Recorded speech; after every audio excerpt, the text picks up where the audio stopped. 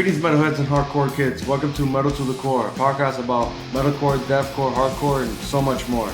We are your co-hosts. I'm Kevin to the Core, and here with me is my usual co-host, Flex and Felix. Flex and Felix, goddamn right. We don't have any user submission music. Once again, guys, please send us your user submitted music, your unsigned band music, my bad, to Metal to the Core podcast at gmail.com so we could talk shit about it, review it, critique it, if you will. So what we do on here, like always, is we give our picks for the week of any new music in those realms of metalcore, hardcore, deathcore, and mathcore, and all this other crazy core and whatever, Felix core as we call it sometimes. Fuck yeah. And then we move on to our album review after the news and picks and whatnot. The picks always consist of something heavy, something soft, and then some crazy wild card that Felix likes to throw in there. He likes to throw a fucking grenade. You know, you never know when the F-bomb's gonna go. That's what you are. Goddamn right, bro. Today we're gonna our album review will be the Crown the Empire album. That's right. And I'm just like always, I'm unprepared. I don't know the name of the Goddamn Kevin. Sudden Sky, bro. Sudden Sky. That's the name of one of the title tracks. Oh yeah, it is. Okay. So, any other news? Well, it's funny. You're the news. I'm the news guy. I should be the news anchor. It should be like a little dun dun dun dun. But we help each other out because, like, I tend to like keep up with all like the new shit coming out. I even know like future releases, and then like you somehow know what's going on. I'm like in the know, bro. You know, like I'm in the back room just fucking taking notes and shit. I should be like the Andy Cohen. Andy Cohen's the host of the Real Housewives and like all those like reality. I know that because I have a woman in my life that watches all that shit. So just so you know. So do I, and I don't know that. Oh, I have a very dramatic woman. Jesus. So this dude just like is always in the know, and it's funny because he's always instigating shit between all of them. It sounds like you. Yeah, exactly. It sounds like me. So tell me more about metal. But man, so this week, unfortunately, I don't know if you have, Kevin, but I haven't heard anything. It's been kind of radio silent with Dave Mustaine. I don't know if he's gotten better. Me neither. I think he's keeping it under the radar, and I respect his privacy. But there's a lot of people, curious as to what his condition is and if he's gotten better. Yeah, that I've seen. Yeah, it's a shitty situation altogether. So, for those of you not knowing or not have heard us, in a couple episodes ago, we mentioned that Dave Mustaine has been diagnosed with throat cancer. Throat cancer, yeah, man. Which it really sucks. But yeah, we wish him a speedy recovery. I hope it gets better. And at this point, I really do respect his privacy and his space, and I've started to see that the majority of news outlets or at least metal news outlets have done the same thing. Yeah. So they're not like following up, knowing the family. It's not TMZ type of like paparazzi. Let me see the test results or whatever. So I appreciate that. But the only other thing that I saw, and it's not really news, and I would love for anyone to like call us out on this, but for some reason, there's been an influx of Shaquille O'Neal, the former Lakers and Orlando Magic's center, at a rock festival, and he's just going to town. I love your transition. Right, from Dave Mustaine to Shaquille O'Neal. To Shaquille O'Neal in the mosh pit. 5-time, I think, world champion, I think, in a mosh pit. And not only in a mosh pit, so here's the funny part. He's like headbanging, too. No, he's fucking destroying his neck, what little he has of it. Dude, so here's the thing. I saw that, and immediately I sent to you, Kevin, and we're definitely going to post this on the podcast page on Instagram. I thought I did. You did? Yeah, I think I already shared it. So if you haven't seen it already, check out our Instagram, Metal to the Core podcast on Instagram. But it's funny because there were two separate videos. There was one where he's in the front of the like kind of the barricade. That's where he's headbanging. That's where he's headbanging, and I saw a comment that said, "I feel bad for the two people behind him and how useless their phones are." Oh God, yes. And it's just they're just huge. Yeah. And just like going to town, the barricade is probably moving because of him. You know what I mean? Like everyone else is not even making a dent, and it's going back and forth because of him. And what I really thought was cool is that he was having the time of his fucking life. This guy has. Imagine the fame that Shaquille O'Neal has. That he's able to go to any like bar, any like club. He's instantly known, instantly given free shit. And this dude decides to go to a rock concert, and not only go to a rock concert, experience it like if you were one of us, and have a great time doing it. And it's an outdoor one too. It was like a metal festival, which is even like worse. And I'm sure a lot of people listening can attest. Metal festivals and like just regular venues are drastically different. And this dude was just loving it, bro. He was loving it. I want to say the video's a couple of years old because he does look a little slimmer. Yeah. You know? So I don't think current Shaq would be able to do that at this point. He's a little older. But it was just crazy. And then the other one, he was in the middle of the pit, dude. And that like going was a crazy ham. one. Yeah, like now he's in the middle of the pit, being a part of the crowd.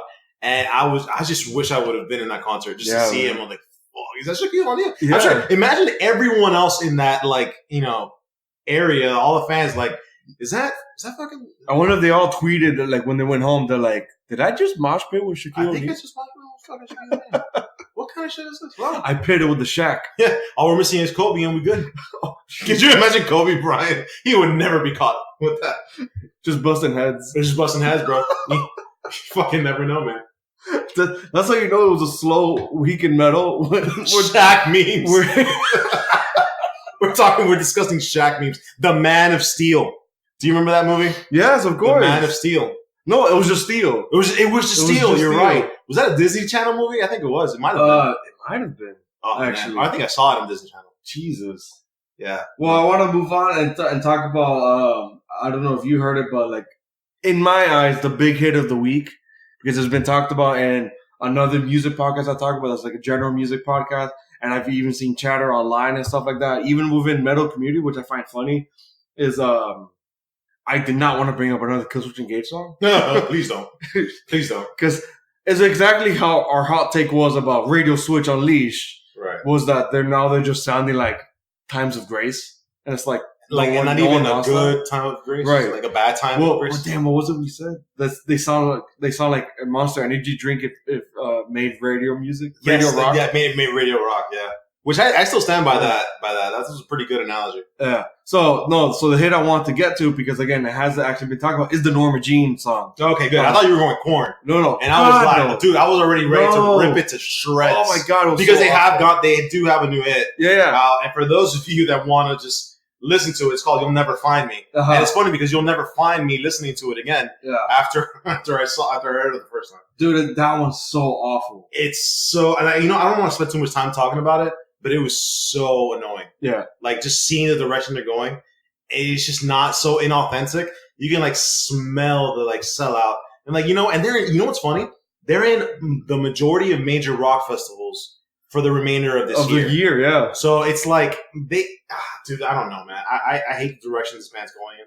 I haven't been a fan in a while, to be completely honest. But this just makes me reaffirm the fact that I don't like them anymore. Yeah, they're not even in the picture. That and just new metal's so dated, man. It's over, dude. It's such a dated sound. Yeah, and I hate to be the hipster, of like the generation or whatever, but hipsters don't listen to this music. Right. So it's like, who is this for? Exactly, because hipsters are normally like in the scene. Like, I hate to call us hipsters, but if it's happening, if it's popping, like, we're talking about it. Right. And this is not something that, even Killswitch, to be honest, was just not something that was even like remotely close to being in the scene.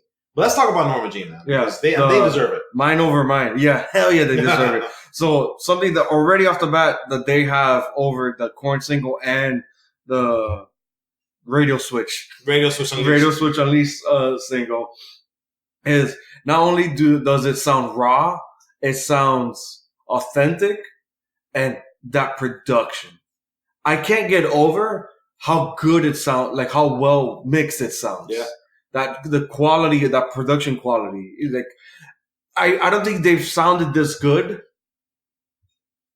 Like in their prior careers, and they've been sounding this good with quality since I want to say the Wrongdoers album, and that's where I really want to say they really hit their stride in this like chaotic core vibe that they've had going on for some time now. But they've really hit it of like that they're doing it well, and it's just like this like well-oiled machine, like a train just going, and just like they have crazy momentum. Yeah. Every time they've released a single for a new album, it's hard hitting, but it's not artificial. Like you could genuinely believe in what the singer is screaming about and singing about when he switches. But it's like you said, it's raw. It's raw. It's genuine. To me, it's rawness in the most genuine form possible. You know what's funny? And we talked about this before in the podcast. When sometimes you see bands that just follow and stick to a formula, and we've said specifically sometimes this is good. sometimes this is bad. Now, here's a hot take on this song. I love it. I love how chaotic and amazing it is because I love that type of shit. You know, right? Now, I might get shot for this. This sounds very similar to a lot of their previous singles. Right. So, exactly what I said. Like since the Wrongdoers album, they've almost maintained that sound. Right, and it's almost the same. However, there are bands that know how to do it well. That, like as I mentioned, As I Lay Dying, even Every Time I Die, for the most part, songs are very similar. You know what I mean? Yet I find myself listening to the whole album. You know, and with Norma Jean, going back to the production comment that you made, it almost feels like they found the perfect balance with this like garage rock production to like really high end studio equipment production, right? And like just put it like right, not one overlapping the other. It's like the garage band vibe, but with studio production quality. Yeah, exactly. So give someone like very cheap, probably like editing skills. I mean, editing machinery or whatever, and they just make it work. You know what I mean? With a couple of things. But this is at the end of the day, this isn't some punk ass band that we're talking. This is Norma Jean. They've been around for a while. Yeah. So for them to have a single like this, which by the way opens the floodgates. Dude, since as far back as 2001. Look at that, bro. That commands respect right there. You know. Further, Jesus. So if you think about it, like when we're talking Norma Jean, and we're talking this hit. For it, this is as perfect as it gets. Yeah. They're not fucking around. You know what I mean? So I like them. I've always been a fan because I like the chaotic. I like the bass heaviness that they have sometimes that they introduce. So I'm a really big fan of that. Vocals are great. All that stuff on the guitar. Yeah, like everything's amazing. I can talk about them for hours. But I really think that this hit, you know, I can see why a lot of people are talking about it because it's really good. Dude, and it's not just, like I said, like it's not just metal. It's like music community. Like again, like I listen to a general music podcast and like they talk about some metalcore and some hardcore stuff and maybe some rock songs here and there, but normally this doesn't get caught in their radar. Yeah, they had to talk about it and they had to mention like, yo, this has this like rawness to it, but with the quality, like the production quality of like a studio hit, and it's exactly what you said. It's got that chaotic vibe, but I think it's also one of the most dynamic because there are like a softer points. It's not like the most abrasive. Because damn, I can't remember the name of the singer. I think it's Cody. They've been pretty abrasive before, right? To the point that it's a bit much screams a lot. Yeah, the singer screams a lot, and that's what he's known for. Yeah. But then he could do some really cool shout singing, which is so dope. But I like what he does here, specifically on Mind Over Matter. No, I'm sorry, Mind Over Mind. Mm. He lets the music breathe. Yeah, which he's not screaming from beginning to end. Yeah, he actually pauses and lets the guitar do which is different. It is different, not only for them but also for the genre. Yes, the genre is always like rah rah rah rah rah, and that's the vibe, and I get it. Right, you know, like I'm not, you know, if I want to listen to it, I know where to go, so I get it. But the fact that he wanted to take a little break, you know, it's cool. Right. I've seen also Every Time I Die do the same thing in their later albums. Yeah. So, and if you look back, like to the 2014 or whatever for Every Time I Die, it's the same concept, you know, like constant screaming, and it's like Buffalo 666, all this shit. It's amazing and it's really cool because I know I could go to them for that. But their latest album is different. It's more structured. It has more dips, more breaks. They've become bands, more mature songwriters. Yeah, because they threw spaghetti on the wall and they saw that it really like it stuck, and then that gave them the foundation to create better music. Yeah. You know what I mean? And I'm a really big fan of those guys. I'll be honest with you. They're been a fan. Live. I've never seen them. I've been a fan of Every Time I Die for a while before Norma Jean. Now, I don't know if this is like the way, you know, the pedestal should go, but I listened to Every Time I Die first. Then is when I realized that I like this chaotic shit. Before then, I didn't really listen to it. The closest I had to that was, you know, some mathcore bands, and even then the singing was clean and very high pitched. Or they would go too technical. They would go two ends of the spectrum. You know, but then listening to Every Time I Die paved the way for Norma Jean and even like BT Bam to some point. Yeah, like it kind of like I saw that. Yeah, because BT Bam utilizes mathcore as like a build. Exactly. build to like, and then like it's moving to something else. and then it's just chaos. Yeah. And it's just chaos. So I get that, but I love Norma Jean, and if this is what we're gonna expect for their album that's coming up, I don't know, probably in August. So that's probably what we're saying. That's like our joke Yeah, now. man. Everything's coming out in August. August. I don't know, because this single came out of fucking nowhere. There's no countdown like fucking Kill Switch. I wonder why. Look, I think all bands should really implement a countdown, because then how will we know, right? Fucking Jesse and all these goddamn idiots. Oh, let's put a countdown. Adam D. Fucking. All right, let's move on to our picks. Holy diver. All the time. That one came out fine and no countdown, motherfucker. Yeah, that's true. All right, so that was the Norma Jean Mind Over Mind. Check it out if you like that chaotic core. Now we're going to move on to our picks, where we, again, do something heavy, something soft, and then a wild card that we like to throw a grenade into the mix. We always start off with the chug. So, Felix, always start us off with what was your chugs of choice this week? This week, I'm going with a band that I really haven't heard of before. The band's called No Ghost, and they have a song called Relapse. And here's the thing, man. This song is, and it's funny because I'm choosing it for a segment, chugs of choice. This chug is a different chug. It's a different train that's chugging. You know what I mean? Okay. Usually the chugs are, a little on the heavier side. They're a little bit more like constant. This song from beginning to end is just a bounce. It's just a bounce. It's literally just the same head bob. Yeah, it's the same thing, same kind of dip. But the intro really like opened the door for me to give it a chance, And that happens a lot to me, and I'm sure a lot of listeners can relate. That if the first 30 seconds or even 45 seconds to some bands, if it doesn't appeal to me, I'm finding myself being guilty of just being like, I don't really want to listen to it. Right. This song for me, didn't it's the first do that. minute. First minute. Yeah, like which is acceptable. But that's just because like I'm used to already longer songs, more chaotic, right? Shit, Exactly, like proggier shit. Right. Like I wanted to get to the point, and it's almost a ideal situation where it lets you down because it's good, and then because it's not what you predicted. But for the most part, especially for us that we've been listening to this type of music for years, we can kind of see what's coming next. Yeah. After the first 30 seconds or even a minute. It's funny that you said that about the intro because I even put it in our doc that we share for the singles. Mm-hmm. When I first heard it, I didn't know what I was listening to. From that intro, I thought it was a new Straight from the Path. Yes. And I was like, holy shit, yes. And I remember switching, I was like, oh, it's not them. And the vocals kick in, I'm like, oh, that's not him. Yeah, no. But that's a good comparison, though. It's simple. I like that it's this song in particular, it's very rocky. And what I mean by that, and I've said it a couple times, that kind of like, noun rocky or whatever. It's just very like distortion heavy, detuning, simple. Mm. And they have the band doing just everything else. Like it's not, the guitar work isn't super fancy. The drum work is very simple, extremely simple. Yeah. So you have that. And then you have the vocals, which are predictable at best. Mildly abrasive. Yeah, exactly. Mildly abrasive. But yeah, he's mad at his stepdad, Chet. Exactly. And because he wouldn't buy a Mountain Dew and take him to the gathering of the Juggalos. Right. And instead of getting him like a Monster Energy drink, he got him a White Claw. Fucking Rockstar. Oh, God. Can you believe that? The nerve. Who drinks Rock? What is it? Chad Muska? And not even the red one, the regular one.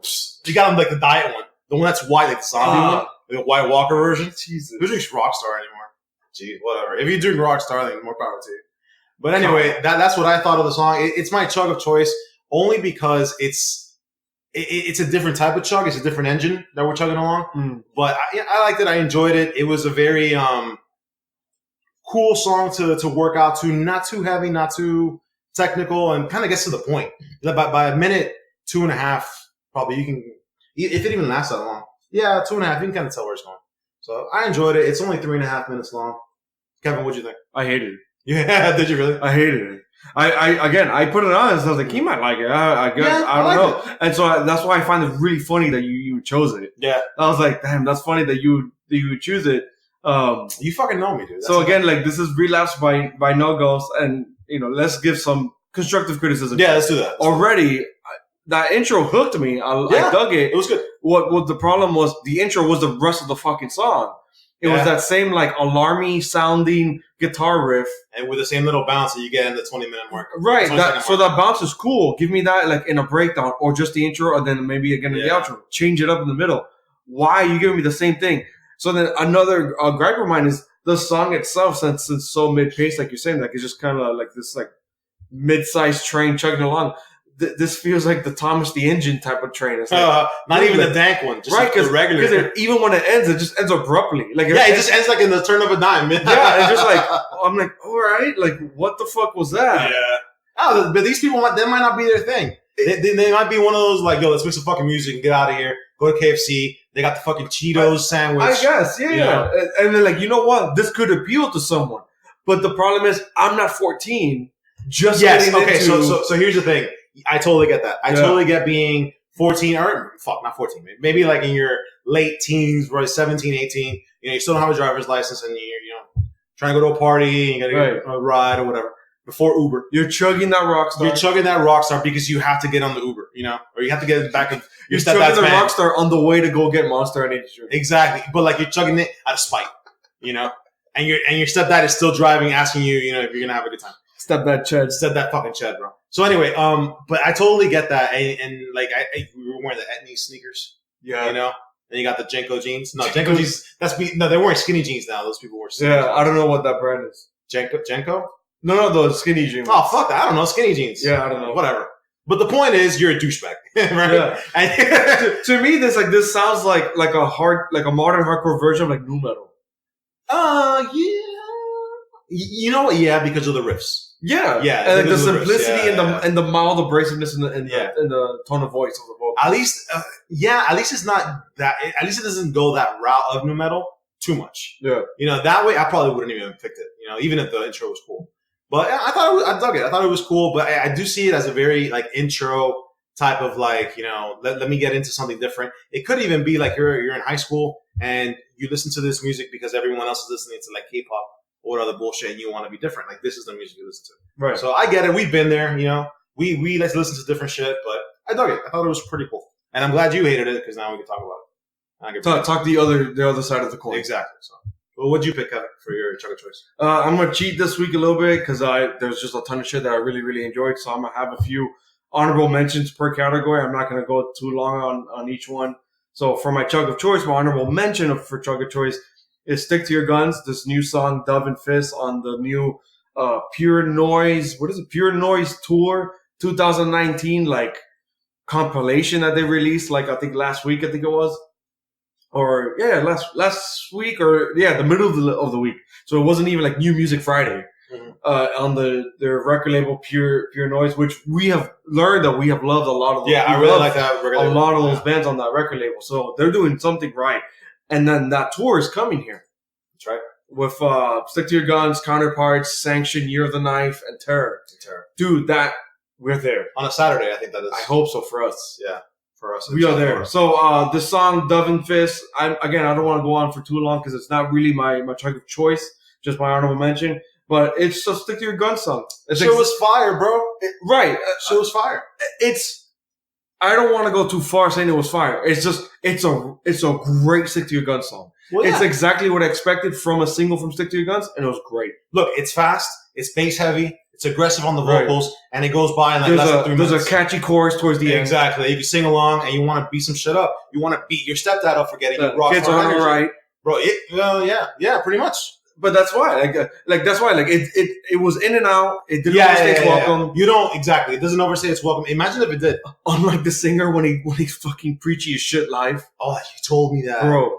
There's this guy that mocks him. Val and I love Stick to Your Guns. Val is my fiance. Love each other. When we saw them live together, holy shit! Even she looked at me. She's like, "What the fuck is happening?" Dude, next song.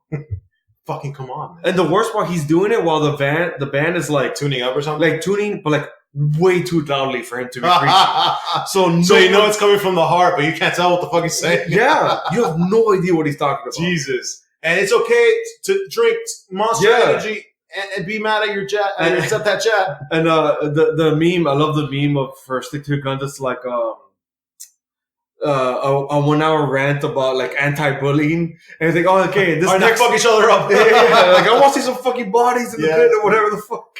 I love that, bro. So again, that's just my quick honorable mention for Stick to Your Guns. Not so quick since Felix also liked it, but my chug of choice really is.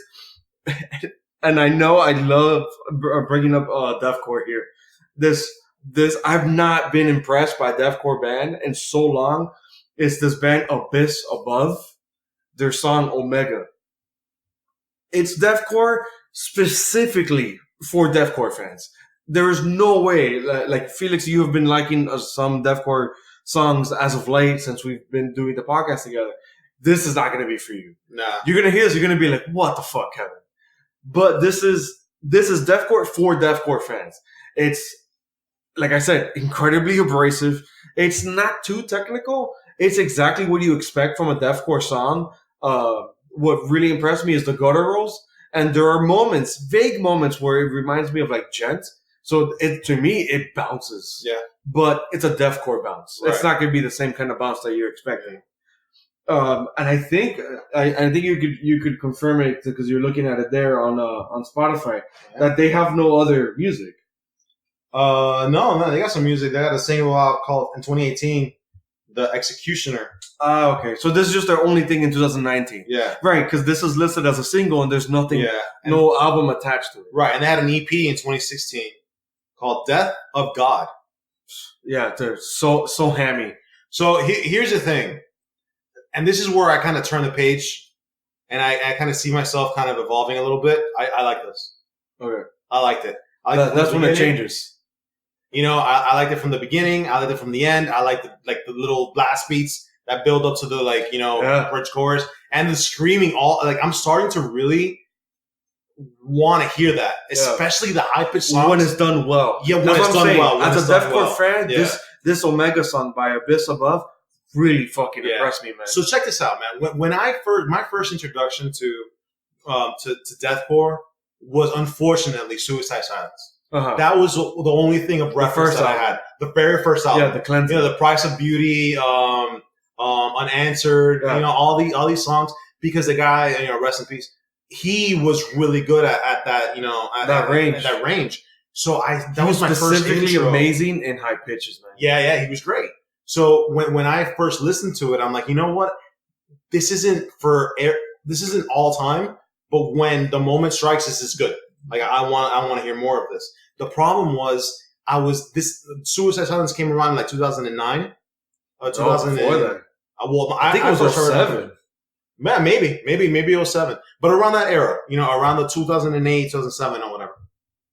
But what happened with me, dude, is that I was sucked into this hurricane of post-hardcore, melodic hardcore. Like a lot of people were. You know what I mean? So I didn't have the willpower to. Yeah, I was right. Cleansing was 07. Yeah, because that's like peak. I want to say peak early deathcore.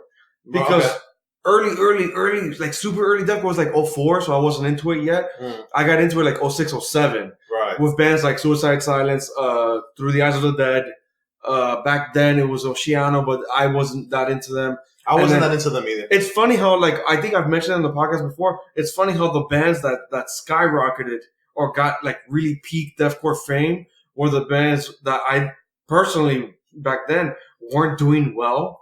And then the ones that I thought were the best, they died off. Yeah. So like one of my favorites, and I always tell people about them, and only very minor deathcore fans remember them, was Molotov Solution. Molotov Solution was fucking incredible. They were easily ahead of their time. They came up with something similar to like Suicide Silence, The Cleansing in like 06. Okay. It was crazy. So to me, they stayed ahead of the curve, but for only like 2 albums, and then they died off. Then they came back like 5 or 6 years later. It wasn't the same anymore. They sounded too dated. They didn't have the studio value, the quality anymore. And then they just called it quits again. And it was like, that sucks. And then Through the Eyes of the Dead was another one. Incredible when they first came out. Died off. Bro, they were gone for 10 years.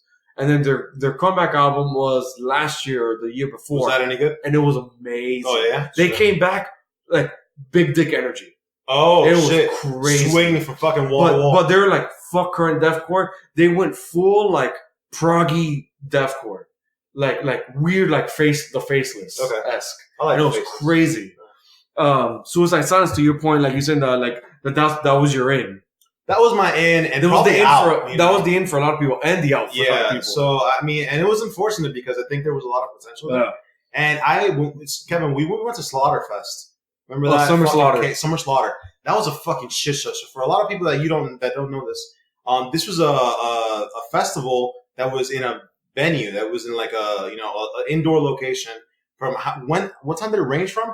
From like noon. It was like noon or 11 o'clock 1 or something? until Yeah. like 11. Until like 11 o'clock at night, and it was straight up back to back deathcore And death metal. and death metal. Yeah, because the bands. year we went, it was like As Blood Runs Black. Within the Ruins we was met, there. yeah, as well as back. We met the bases of Within the Ruins, which Yeah. did a great job.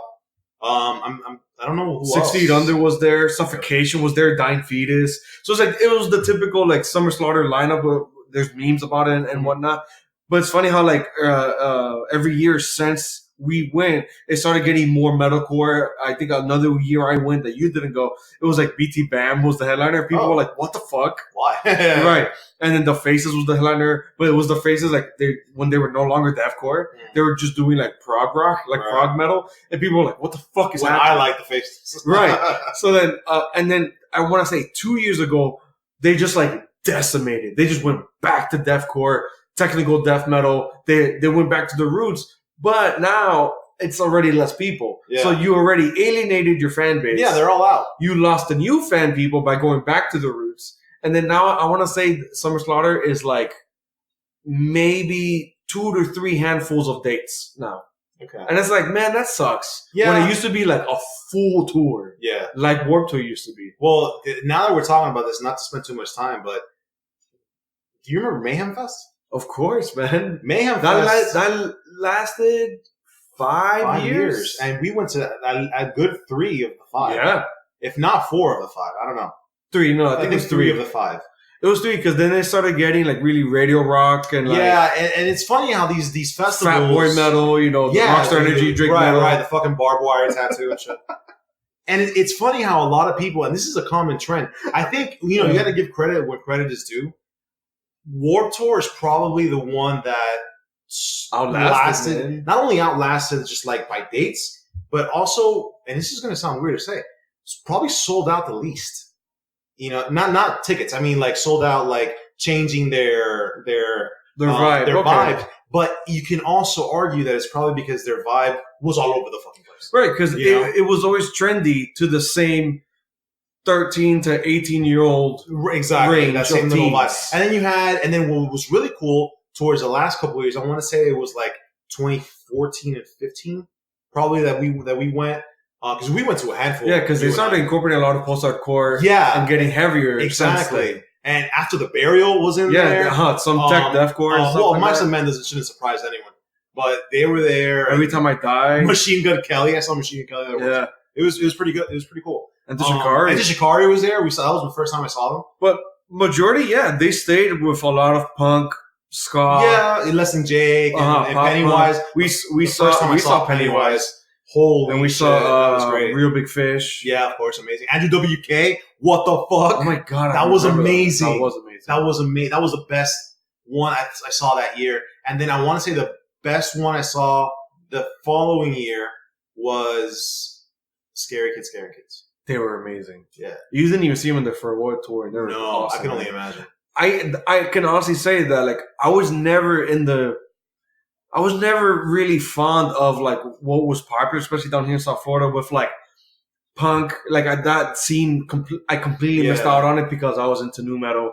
And then what came after that? I would want to say maybe like the emo scene, but then I was getting into like speed metal. You were always like I was always in the other extreme. Yeah, not a step ahead, just like a side step to the left. Right. Well, yeah, a good sidestep. Yeah, and it's funny because our like friendship has always been Kevin's all the way to the left, and I kind of try my best to steer this like in the right direction, and then I pull you back for like 2 or 3 like bands. You're like, oh, this is pretty good, and then you go by like, hey, try this one, and then I go even further left, so you derail me. It's like a seesaw that we have. Yeah, pretty much. And then like the holes are under each side. Yeah. Shit is wild, bro. It's so Seesaw, funny, man. like, Seesaw metal. What a strange rant, like side tangents we just went on. For like 5 minutes? Or more. So what's next, man? The song Omega by Abyss Above was really cool. Yeah, I dug it. Look at the tangent they just took us on, and it's super cool. Yeah, I really dug it. I'm glad you did. Yeah. Because I knew you were like, Because I'm still flirting with death metal. Right. But it's this deathcore has got grooves. It makes you headbang. It's got that bounce cool? that you like. Yeah, you know what's really cool, but man? it's that quality, bro. It sounds like a quality fucking good. single. It sounds really good. I think a Gent, and just be on the lookout for this. Gent is fucking, probing different genres and because it's being injected everywhere now. Yeah, bro. It really it's penetrating. It's the new the gentlemen are penetrating different avenues. Damn, John is getting pegged. Ooh, it's the new melodic death metal where that was getting injected everywhere, and it worked in most places. Hey, that's what saved metalcore.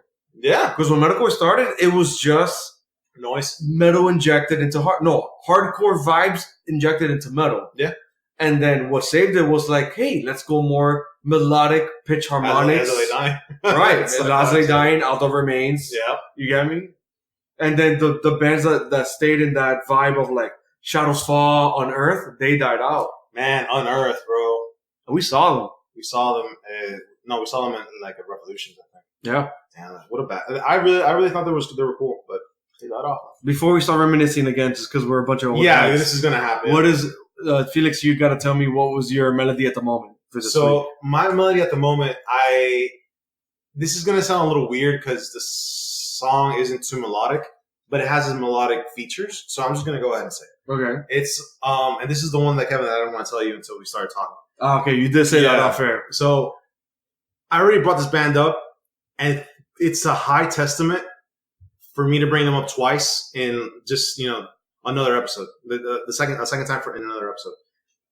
Soulwave Firth by Slipknot. Ah, you cheater! It is, and this just came out 3 days ago. No, I think today or yesterday. Is that what came out? Oh, okay. Yeah, I wanted to talk about it next week, but whatever. But I had to talk about it. Soulwave Firth. Yeah. I had to talk about it, and here's why.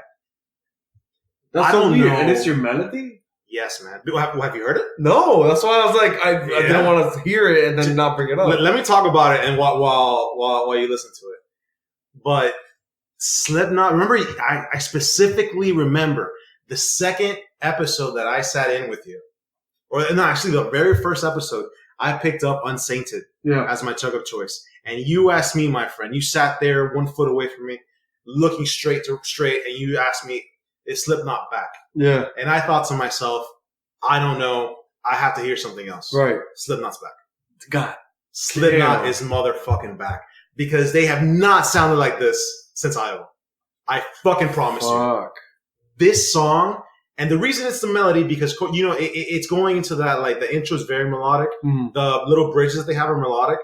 But this is such a good song that I didn't want it to go, I needed to talk about it today. Okay. I heard about it, and I've heard it 6 times today. Yeah, because the Metal People Facebook that I'm a part of, and you're not because you're not on Facebook, they were already talking about it. And I was like, fuck, I don't want to talk about it yet.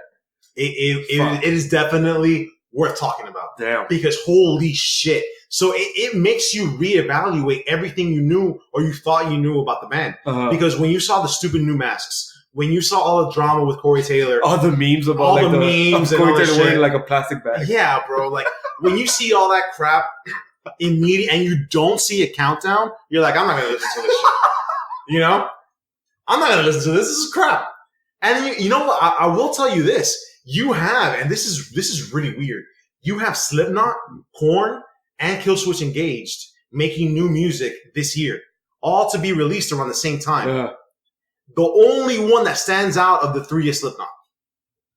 And I might be wrong. This is just my opinion, but this is so worth a mention because if everyone that likes this music has had their love affair with Slipknot. Either you love everyone. It or hate it, or you love to hate it. Even if it was a single, a song, even if it's one song, their whole career. Yeah, even if it's their entire career, one song, one album. Right. Because the subtitle, the very first one, was amazing in my eyes. Yeah. And then Iowa to me was like my fucking high school. Yeah, it's what took them to other levels. Exactly. So for me, that was middle school. For us, Iowa was middle. Oh for us, we were we're the same graduating class. So then 8th grade is when they came out with Volume 3. Volume 3, which was good, not my favorite. But at the time, oh man. But that's what brought them to like mainstream appeal. Yeah. So I think, and you can, I would argue that it kind of went a little down from there. But for me, it was Iowa, and then most of the songs from their self-titled. But when I heard this song, man, it brought me back. Yeah, it really did. And I'm hearing what you mean. Yeah, it's got that vibe, that Iowa vibe, and it's so hard for bands to continue to do this with new material, especially when you're so famous. These people tour with Metallica. Like, you don't have to make new music. Dude. Right. Like, you're good. Right. You just continue with your fucking gimmick and whatever, you're going to get paid. But the fact that you have, and you can compare, and that's what I kind of love or hate, that you can compare what Slipknot is doing with Killswitch and what Korn are doing. They're three very different bands. Right. And they all three, for the most part, have taken similar yet different directions, but they're all going to mainstream. They all went mainstream. Mm-hmm. Whether Killswitch is change the singer, Korn to do whatever the fuck Jonathan Davis wants to do. And he controls that band. So don't get it twisted. He controls that band. So when you see what Slipknot did as a unit, because other than Joey Jordison and Paul, which died, Paul Gray, right, they have the same lineup. Chris left. Who's the Big Nose? Dick Nose. Yeah, Dick Nose. Oh yeah, that makes sense. The whole lawsuit thing. Exactly. Well, other than that, there's fucking 9 people. Right. So the majority of them are still pretty. The core members, like the core members of, we mean in the sense of like the ones that compose the music. Exactly.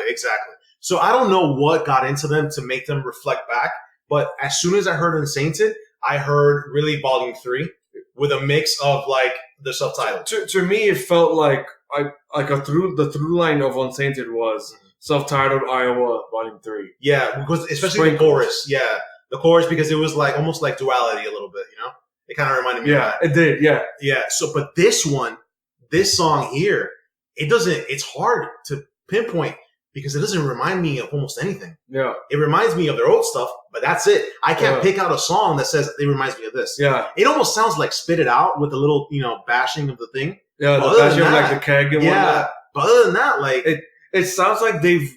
It sounds like them. It sounds like they've re-tapped into that vibe and that like same angst and whatever they were going through back then, they've somehow re-tapped into it. Like they're revisiting a well, but the well's been re-watered. Yeah, that's the best way. Whatever it is, do it. Like, give me that album. Yeah, give me this album. The problem was there was poison in the well, and then now they had to re-well. Something that I missed out on too. It was that whole poison in the emo, well. that whole emo screamo Man, scene. I was into that shit, dude. And Gwen Stacy, you remember Gwen Stacy? Well, of course. Anyway, I really dug this song. It's my melody. I get why you're saying, I love it. Yeah. I get why you're choosing it as a melody at the moment. Yeah. Because it has like not only melodic parts, but just the vibe of it is not as abrasive as what you would, let's say, expect from Slipknot, but it still has like, it's a gut punch. Yeah. It's a slip. Well, before, like back in the day, it's what you would call a Slipknot melody. Yeah, a ballad. You think, this is a Slipknot ballad. Exactly. Because this is Slipknot. Like Gently? Like Gently in From Iowa. Do you remember Gently? Yeah, and people still love that fucking song. Yeah, dude. So this is like if Gently was modernized and they went a little heavier. Yeah. I cannot wait for this album. Yeah. And from what I've seen online. I think it's September? That sounds about right. Which is still very fucking close to August. But what I saw, because they're currently touring, I saw that August, God damn it. Whatever, what are you gonna do? This music video is one of the live videos, that they have or whatever. The performance is amazing. I haven't seen it. I've tried to stay away from it, but check now I have to. Yeah, I don't know why I would have done that. I should have just checked it. Yeah, but whatever. Yeah. You did, and now we're talking about it anyway. Yeah. But check out the music video, and everyone listening at home, check out the music video, because if they are going to a town near you, I don't think you're going to want to miss it. Oh, you and I have seen them alone 2 or 3 times. No, 3 times. I want to say 3 times. I've seen them 4. Yeah. I've seen them 4 fucking times, and they're amazing every time. No matter how I felt about whatever. The show's going to be amazing. Yeah. And I've seen them 3 times at festivals. I would have loved to see them in a closed venue when they were coming up. Because holy shit, that would have killed. I don't even remember. I don't think there's even footage of them being like in a venue, in a small venue. Right? Imagine they've been space, man. They've been doing outdoor festivals since they first did Ozfest, and that was their self-titled album. No, 99. I think it was 99. Yeah, Ozfest 99. I was Yeah, we were not fucking there. Jesus, crazy, dude. All right, what's your melody at the moment, Kevin? Now that we talk about stuff. Again, I have a fucking honorable mention and whatnot. If I could fucking find it, because now I lost all this shit. All right. So, very quickly, I don't want to stay on it for too long. My honorable mention for my melody at the moment is Ablaze. Oh my God. Valis Ablaze. Their new album, Render, came out last week as well, July 19th. They basically, to sum it up, Felix, and for listeners, is they are, if Tesseract swap singers with, because I'm saying that because I can't remember the name of the singer from Dream Theater. So if Tesseract was a little bit more theatrical and less atmospheric. Yeah. So they kept the atmosphere, but they don't stay that way. They go full on theatrics. The songs feel proggy and epic in scale and whatever. So this album, Render by Valis Ablaze, I was a fan of them since the one before. The album before, again, I can't remember the fucking album because I'm terrible with this. Felt way more like the sonic vibe. Like it was like blaring through the speakers, but you're being transported to like another fucking reality. Render is almost the same. I want to say the same thing, but it's so much more redefined, like refined. Where they really found their voice. They're like, okay, the last album was our sound. This is how we want to sound with that sound. And it's a more confident. That's what I mean. So way more confidently written album. So that's again that the album is Render by Valis Ablaze. I don't want to stay that too much on it, but that's my melody at the moment. Honorable mention. The whole album is really, really good. But it is, I have to admit, it is a mood album. You have to be in the mood for it. Yeah, you have to be in the mood for that melodic proggy. It's only clean singing. He never screams. He maybe crescendos to like a shout and whatnot, but it's never abrasive. But my actual, I know you might hate me, Felix. My actual melody at the moment is the song "Chemical" and I never would have thought I would ever choose a song like this or this band is 1,000 Below. What? Super poppy, like alternative rock. But you changed, man. Yeah. It's so insanely so radio-y. Yeah, it's radio rocky. Radio rocky. It's not bad though, right? But with this like injection of like I want to say like Warped Tour vibe. Yeah, I see it. There's something modern about it. Yeah, like it's not just like it sounds mainstream, but but it sounds like ahead of something. It's making it sound like it's ahead of its time. Like people will discover this band. Yeah, and it's like, oh shit. And then on top of that, it's catchy too. It's like, yo, that's just not fair. Do you hear that bass line in the back in the bridge? So I was so fucking. I was going to compare them to, and I'm not sure if you're familiar with them, Felix or listeners. God damn it, so gassy. There's something about them that really reminds me of early Dead Letter Circus, the Australian alternative rock band. Oh, I've only heard a few songs of theirs. They're way more experimenty and like artsy. They're like if a bunch of hipsters created like Maroon 5 styled hard rock. But 1,000 Below, at least with this specific song, Chemical, they're really going for what the only way I could describe them is like almost like a modern mainstream take on like Bush. Yeah. Because it sounds like predictable, but like they're playing around with the music and the doodling, and there's synth, there's harmonies, there's crazy pitch harmonics and whatnot, and it's just like, and then to wrap it all in a bow is this really fucking catchy chorus, man. Yeah. No, I dig it. That it doesn't go too high. Mm-hmm. Like it's not like the typical Warped Tour where they go like this crazy. Yeah, it's almost abrasive, high pitch. Yeah, right. It's not overwhelming. Right. Dude, when you mentioned Dead Little Circus, I'm like, why does that sound so familiar? And I remember I used to be a fan of theirs with that song "The Mile." Yeah, which is probably like the most. I listened to that song on repeat for so long, and then the song where that album was at. So I really dug that one. But it's that same I vein. see the vibe, the correlation between the two. Yeah, absolutely. Yeah, it's the playing around the synths and the harmonies. Yeah. But who did that the most was Bush. Yeah, and they did it really well. Fuck yeah. Really well. I mean, they still tour, which is crazy. Yeah. Hell, I saw them live once. You did? It was great. Wow, that sounds awesome. That's probably a good show. But it's one of those. I was like, it's a little too long. Yeah, like, dude, their show was like 2 hours. Yeah, because they're very artsy, dude. I didn't even know they had 2 hours of material. I would have never guessed. But I can see that being like a whole light show and like a whole thing. Yeah, but again, the song "Chemical" by 1,000 Below, really catchy. Maybe a little too mainstream for us to be talking about on this podcast, but we don't care. We talk about whatever we want. Fuck it, because we talked about and you can rock out to it. No, totally. Like as melodic as it is, you can rock out to it. Now, Kevin, here's the thing. Before we move into the wild card, which is the most anticipated part of the podcast. Yeah, because we like to fuck each other. We like to fuck, exactly. Fuck around with each other or fuck each other. You wording. You word. So here's the thing. Last week we had the pleasure of having Mike Jugs on. And thank you, Mike, for coming on. Yeah, thanks, Mike. Shout out, Mike. Mike with a backwards K. Yeah, backwards K. Backwards K, yeah, like corn. No, like the R in corn. Perfect. Yeah. But so here's the thing. And before I move into the wall card, I have to tell you, and I mentioned it on the podcast last week, and I just want to reiterate it. Spirit Box, I have not stopped listening to the song Perennial. Okay. This is so up my alley. Yeah. That nothing that I've heard, and I've heard some music recently, nothing that I've heard has caught me so like by the hook. By that surprise. Like yeah, that. Exactly. Okay. So I just want to make a quick shout out and like a brief honorable mention, even though we talked about it last week. Perennial by Spirit Box is even Spirit Box's entire album that we were talked about last week. You hated it because you said there was a lack of transition. I enjoyed that. It's just their approach was to me so inaccessible to my realm of liking. Exactly. But I like that kind of like that turn of a dime. Like now we're going heavy. Yeah. Now we're going. I'm a mathcore fan, you like that too. Of course I like that.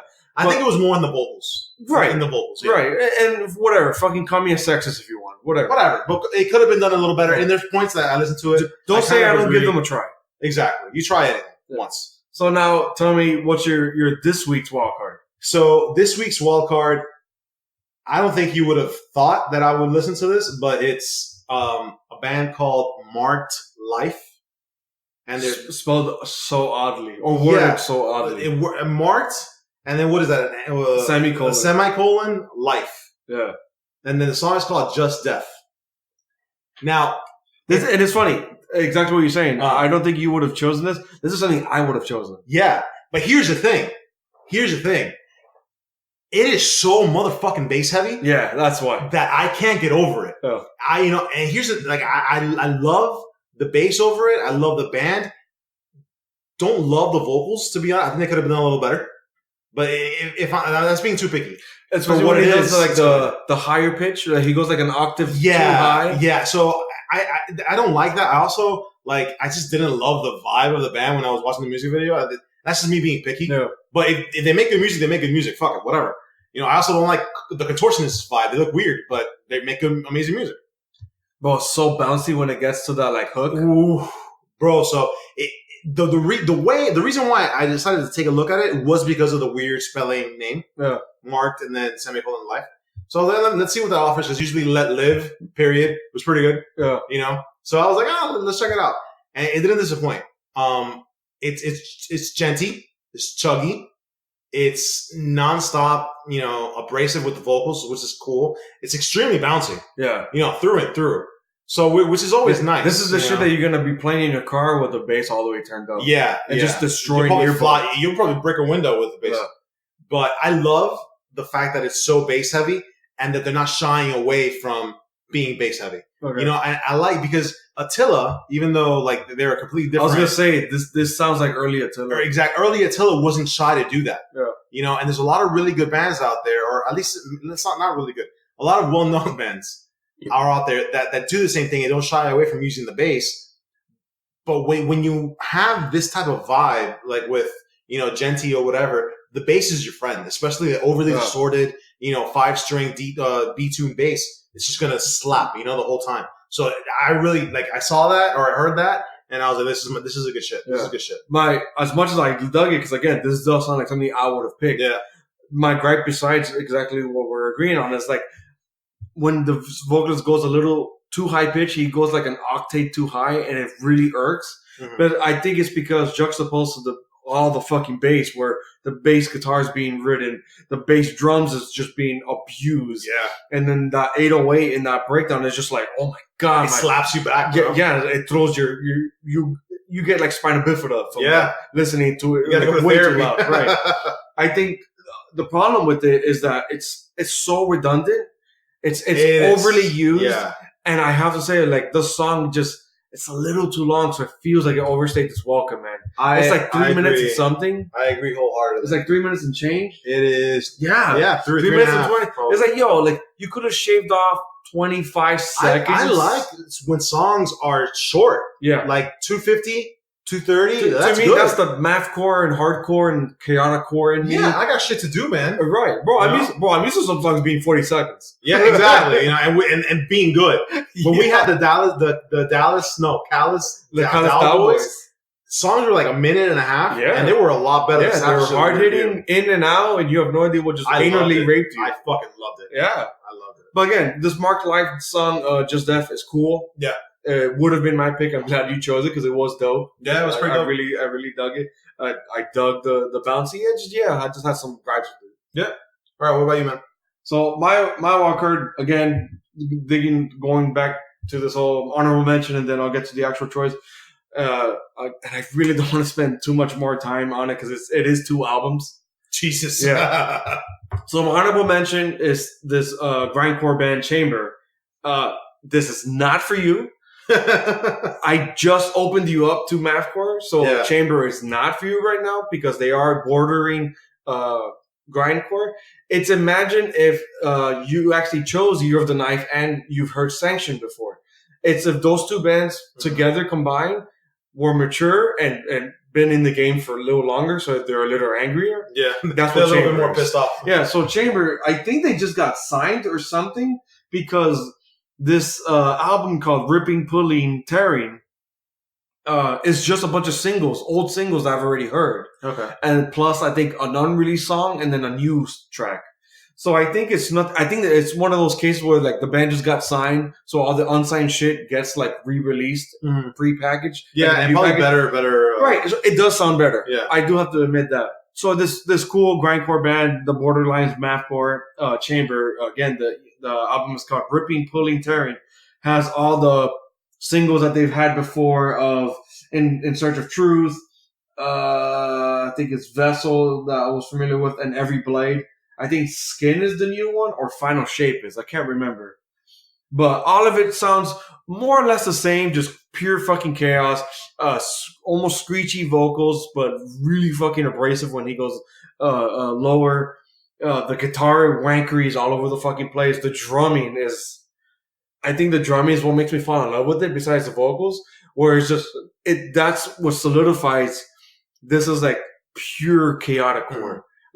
I'm dubbing and I'm coining that term that it's chaotic core. Whereas the breakdowns don't even do it justice. Where they're hey, we're crazy from fucking second 1 to, minute marker 2. And it's crazy throughout the fucking thing. That's my honorable mention. Again, Ripping, Pulling, Tearing by grindcore band Chamber. Again, I think they just got signed. It's nothing special. Unless you're a fan of it. Right. I know you're nodding. You're probably not digging it. Not for me. Right. I know it's not for you. I love this. It's funny. Of everything on the list, this is the thing I kept going back to. Mm-hmm. Mind you, it's songs I already know. Right. But I really like that they sounded better quality, and it was 2 new tracks. Dude, they're touring now with the Acacia Strain. That's cool. That makes sense. Kublai Khan. Even better. Yeah. I really like Judiciary. I haven't heard of Judiciary. No, I don't know. Yeah, well, Kublai Khan would be worth it at all. Yeah, absolutely. And I've seen Acacia. We've seen Acacia. Yeah. Is it Acacia or Acacia? I don't care. Whatever. We've seen them a couple I don't times. care. I don't care enough. They're all right. But they're all right.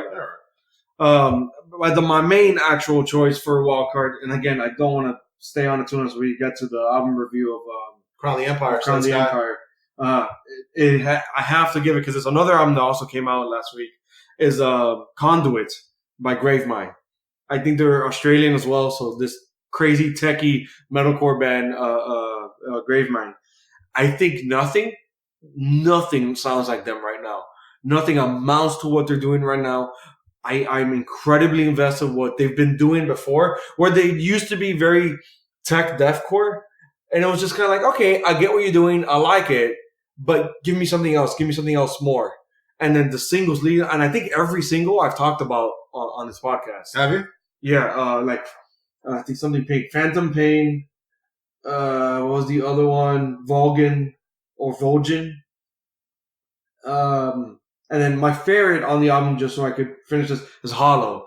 I think Hollow showcases the best of what the album as a whole really is. It's this insanely technical metalcore that bounces, gives you wankery, sometimes mathcore. Wankery. Yeah, it's just the crazy doodling. I know what it is. I know. Yeah.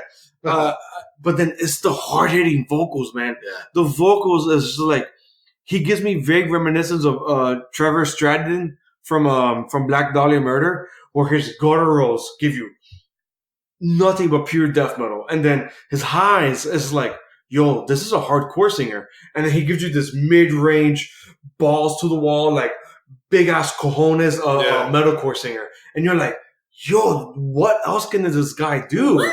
And then what this album gave us was the most raw, emotional performance I've ever heard him do vocally, where it gives me vague reminiscence of like Norma Jean. Yeah, I see that. Where the music tones down the technicality. It brings out this like atmospheric melody that it's like underlining, it's still heavy, abrasive metalcore. And then this vocal performance that I've never heard the singer do, where my gripe is that it's good, but he does it for a little too long. And it's the thing that you and I, Felix, have talked about, like when a singer does this like speak talky segments and songs. I love that, yeah. We're not fond of it. And he does it well, but too long. He stays on it for just like, 10, 20 seconds too long, where I'm like, dude, get back to the part. Right. Yeah. Like wrap it up, get back to the song. It's cool. These flourishes are cool, but like in some songs, I think specifically, I think it's Hard Rain or Vox. I can't remember. It's one of those that like, it's like really emo sounding. Like it comes in like abruptly and just destroys the momentum of a song. So I love, this is a pick of mine. This is my wild card of Conduit, the album by Gravemind, Australian tech metalcore band Gravemind. Again, bouncy, groovy, techie, mathcore sometimes, but really raw and emotional at some points, where at points it hits me, at points I get it. Other points I'm like, dude, you destroyed the momentum of the song sometimes. Yeah, I get that. So those are my gripes. I really love the album. I think easily it's going to be maybe top 10, if not top 20 at the end of the year, because it's so fucking good, man. Yeah. It gives you everything, but at the same time, that's also a gripe of like, it gives me everything. And then sometimes I'm not in the mood for some of those things. You want something specific. Right. It's like you tell your girl, hey, I want to, she gives you like a chicken pot pie. Chicken pot pie got fucking bacon, gravy, sausages. It's like, yo, sometimes you're not in the mood for bacon. Sometimes you just want the sausage. Right. Or sometimes you just want chicken, bro. You want to just go full protein. Yeah, sometimes you want chicken sausage. Or sometimes you don't even want the breading. Sometimes you don't want a fucking Chick-fil-A. Yeah. Just get your man Chick-fil-A. Yeah, so, okay, that's it. We want to move on to album review. I know, wait, hold on. Did you hear little splits of the album? No, I dug it. Right. And I thought with the atmospheric part, with the slowing down of the band, and then the really heavy vocals was not, I haven't heard that done well before. Yeah. I've heard bands try to, but this, I'm definitely going to go back and give it another listen. I'm telling you, they do it well on some, the problem is it's only on some songs. Right. I listened to Hollow. Hollow, to me, I think is my favorite. Yeah. My favorite non-single song. Of the singles, I think I prefer Phantom Pain. Vulcan was good. I think it's just more of the same. I think that's the problem with not Vulcan, whatever. Again, that was Conduit by Australian tech metalcore band Gravemind. Great, but just I have some gripes. So now, album review for Crown the Empire. album. Sudden Sky. Thank God. The funniest part that I keep forgetting the funniest thing that I keep forgetting the name of that album. Sun and Sky is my favorite track. Really? Okay. So I want to open up with that with like favorite parts. So we already know we both like it. Yeah, I know. It's this whatever Crown the Empire was before, this post-hardcore metalcore band, obviously only going trendy, and then now going trendy again because the trend is now to sound like Bring Me the Horizon. Yeah. But I like what they're doing here. I do too. I like that Bring Me the Horizon is now spawning this like, hey, there's other shit that you can do. Right. Try it. And still stay like with your fan base. I like that key thing that I just said. Try it. If it doesn't work for you, you recover another album. No big deal. No. But try it. See if you like it. The problem is there's segments, just like what I said with Gravemind, there's segments in the song where they fail. Yes, but they do. A for effort, though. If you're going to fail hard. Yeah. And I think they did. And I would call it, man, I wouldn't even call it, maybe failure's too harsh, but it was just an attempt that didn't go as far. They came out short. They came a little short. Like okay, perfect example. I still hate the song that was yours pick 1 week. Misery. MZ. Every time it comes up, I can't stand it. It's a pop. I go to skip it. Yeah, I go to skip it and I'm like, okay, let's give it a chance. Let me give it a chance. I can't. Yeah, no, that's not up your alley. To me, it's one of the shortcomings of the album. Yeah, and that's fine. And that's fine because they want, and think of it as a business. You want this to appeal to as many people as possible. There's going to be people that, you know what happens? There's going to be people like you and me when you first heard, Protest, and then you're like, what else is there like this? Mm-hmm. When people first hear, if they're lucky enough to first hear Bring Me the Horizon first, their latest album, they're going to ask, what else is there like this? And then that's going to divert into Emarosa, Crown the Empire, bands like that. So it's good that they have similar songs because Misery, even though there's other songs that sound very closely to Bring Me the Horizon, Misery was one of the ones that sounded the closest. Right. I think that's the problem I had with it. Yeah, it's like the same. It felt too blatantly like a copy. Right. Or them trying really hard to be in the same conversation. And that's not going to happen. Let's just, for me, right? Because that's not gonna happen. Because again, like my favorite track, like when I'm listening to it again, Sudden Sky, dude, why wasn't this the fucking single? Right. But this is the title track. Exactly. So I get it. Now, and I've said this many times, I love playing my bass. I love bass songs. One of my favorite songs has always been Hysteria by Muse. Okay. Hysteria by Muse, which I don't know if you remember, Kevin, has a very infamous bass intro that is just bass. There's the second song on this album is called 2020. 20 / Oh, yeah. Now, right in the beginning, it's almost a cut copy. I think I told you that one. Like, maybe. I think when I first started, I'm like, you have to hear this one. So it's almost, I know exactly what the bassist did here. It's just distorted with a flanger or a flanger or whatever, and a fuzz pedal. But that's not the point. The point is that not enough people are doing that because it makes for really good intros. Mm-hmm. And I don't know if people are just it's the perfect album intro. But I could also hear them playing this on like in a big like stadium setting. Oh, and people just like coming out to this, and then with the drummer coming out first and doing that cool beat. Yeah. Man. So I don't know if bands are shy to do this or not. But not a lot of people do it. And Hysteria is an amazing example of why you should do it because Muse doesn't play a show without doing Hysteria. They can't. And they might be like, it's all hype. So the rest of the song, 2020, is redundant. It's the same little chorus all over again. I can feel it or whatever. Yeah. Same shit. But the intro left such a shock to me. But it doesn't always tell us welcome. It's like it's quick. Minutes. Now it does Hysteria. Yeah. It's literally just under 3 minutes and it's just catchy enough that I was like, this is good. Okay, next one. Yeah. And that's it. It's a good opener for the album, good opener for let's say if they do it live. I think that actually sets up the feeling for the rest of the album where I'm literally listening to it now and I'm coming to this conclusion.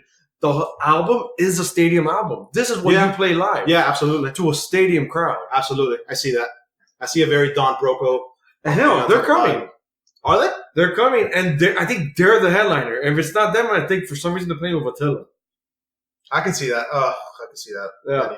I can see the audience already. The Elmo hat. Yeah. No, God. The Cookie Monster hat. Yeah, the Cookie Monster hat. Oof, a lot of monsters. Hey, but they're going to be interesting.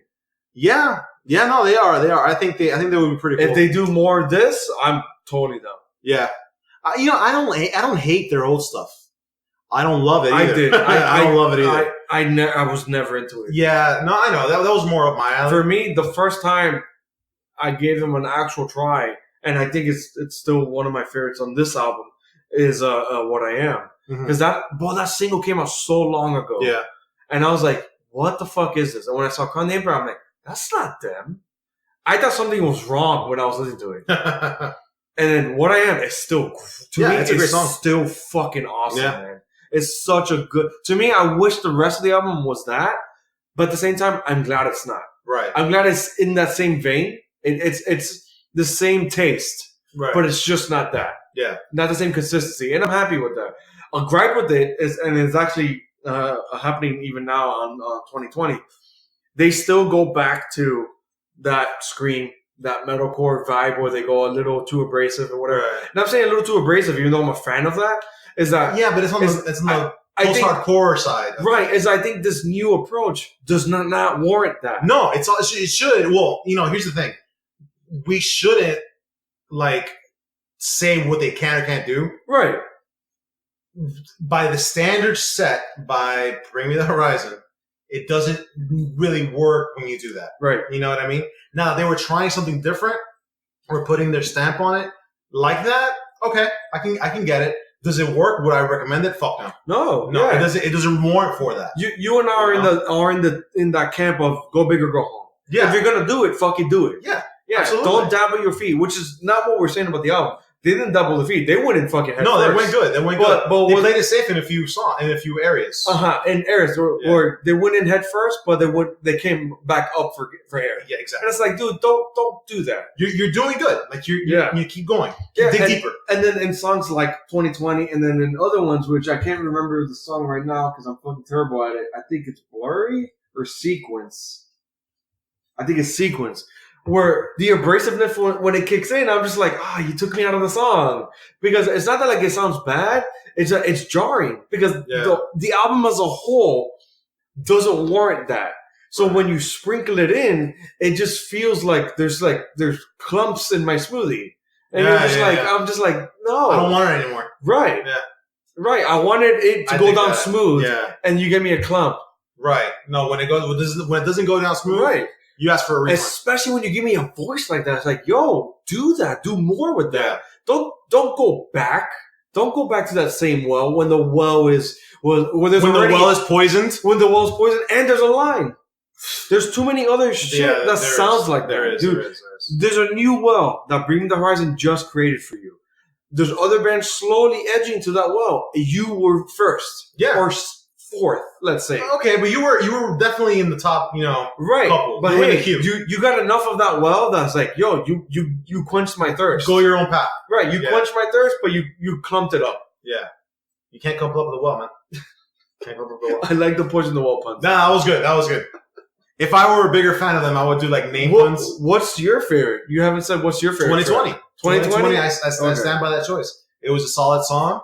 It got me by the thing. Now it got me by the intro. Now my gripe with the song is my gripe with the entire album. It's mostly repetitive. It's mostly 2020. Yeah. 2020, and most of the songs in the album are predictable for the most part. But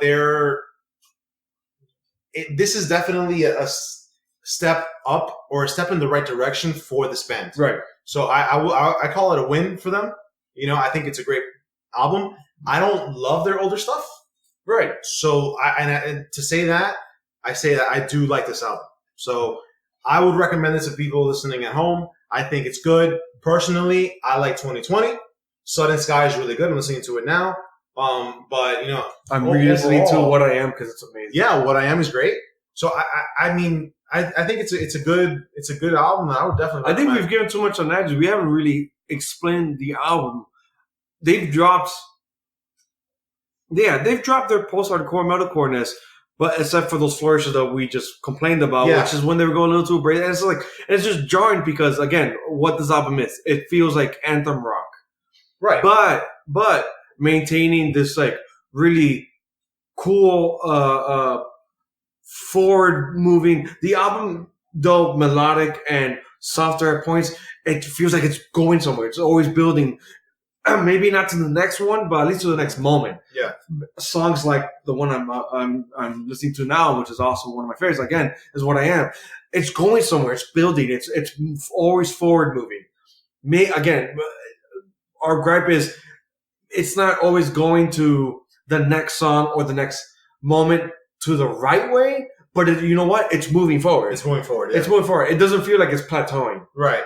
Now, which is cool. I'll say that, and probably end it on a note that if Crown the Empire were to perform most of these songs live, their stage performances are going to change a lot. Yeah. Because this album is going to set the tone for how their live performance is going to be. Yeah. Because it's almost different. And not too different, but it's different enough for them to have to change like the way that the audience kind of is.